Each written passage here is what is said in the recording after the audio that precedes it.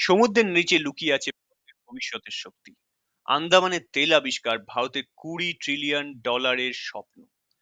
2025 সালের জুন মাসে ভারতের পেট্রোলিয়াম মন্ত্রী হরদীপ সিং পুরী ঘোষণা করেন আন্দামান সাগরে পাওয়া যেতে পারে গায়ানার স্তরের তেল ক্ষেত্র।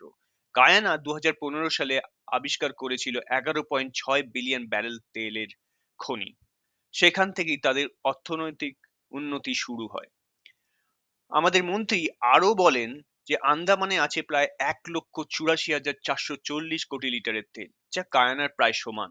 এবং এই তেল যদি প্রপারলি আবিষ্কার হয় তাহলে ভারতের অর্থনীতি পৌঁছে যেতে পারে $20 ট্রিলিয়ন। 4 ট্রিলিয়ন ডলার থেকে $20 ট্রিলিয়ন। সো নমস্কার বন্ধুরা, আপনাদের স্বাগত ভারতের উন্নয়ন চ্যানেলে।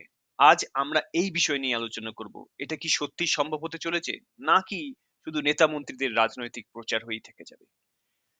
এই তেল আছে কোথায়?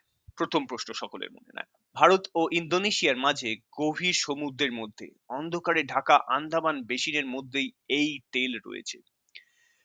ভারতের তেল আবিষ্কার নিয়ে এত উত্তেজনা, চারিদিকে সোশ্যাল মিডিয়া, চারিদিকে নানা নিউজ চ্যানেলে এই এই খবর নিয়ে ছড়িয়ে পড়েছে এক উত্তেজনা। কারণ শুধু ওএনজিসি শুরু করেছে ড্রিলিং দেখানে, সেখানে ওএনজিসি পেয়েছে প্রাথমিকভাবে পজিটিভ সিগন্যাল।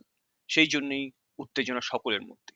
ভারতের প্রথম তেল উত্তোলন হয়েছিল 1889 সালের ডিগবয়ের আসামে, এক ঐতিহাসিক অধ্যায়ের সূচনা হয়।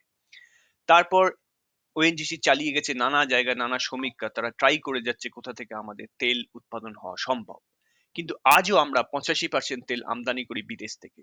বছরে প্রায় 100+ বিলিয়ন ডলারের খরচা হয়ে যায় এই তেল আমদানি করতে। ভাবুন তো, যদি সেই টাকা আমাদের দেশেই থেকে যায়, আমাদের দেশের রাস্তাঘাট, হাসপাতাল, স্কুল সবকিছুতেই বদল এসে যাবে।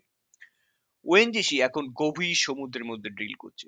প্রতিটি ওয়েলের পেছনে খরচ পড়ছে 400 কোটি টাকা। কি ভাবছেন, ঝুঁকি বিশাল না? কিন্তু লাভও হতে পারে অনেক বিশাল। আর তেল পেলেও পূর্ণ উৎপাদনের সময় লাগবে কম থেকে 5 থেকে 10 বছর। এই তেলের স্বপ্ন ভেঙেও যেতে পারে এর মধ্যে। জলজ পরিবেশ, প্রযুক্তি, বাজেট, একটার পর একটা চ্যালেঞ্জ রয়েছে। কিন্তু আসার কথা, ইন্দোনেশিয়া এবং মায়ানমার ইতিমধ্যেই এই একই অঞ্চলে পেয়ে গেছে জৈবিক গ্যাস। অ্যান্ড আমাদের আন্দামান রয়েছে মালাক্কা প্রণালীর পাশে। সো এটা একটা কৌশলগত রত্ন বলেই জানা যায়। এটা শুধু জ্বালানির নয়, ভবিষ্যতে কূটনীতি এবং আধিপত্যের শক্তি হিসেবে পরিচিত হতে চলেছে।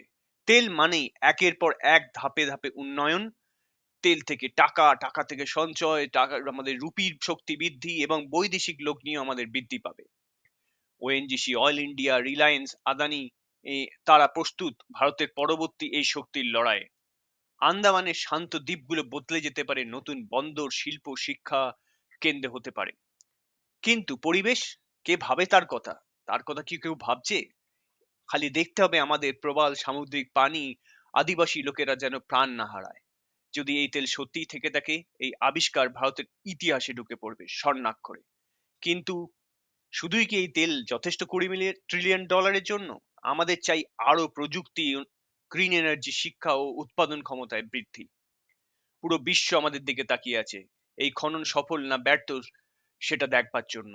এটি কি সত্যিই আমাদের ভাগ্য বদলাবে, নাকি আর একটি বড় হাইপ হয়ে থেকে যাবে, আর একটা আশার মরীচিকা? আমাদের এসব উত্তর দেবে শুধু সময়ই। আপনার মত কি? এই স্বপ্ন সত্যিই কি হবে? কমেন্ট করুন, সাবস্ক্রাইব করুন। এই যাত্রায় আপনি থাকুন আমাদেরই সাথেই।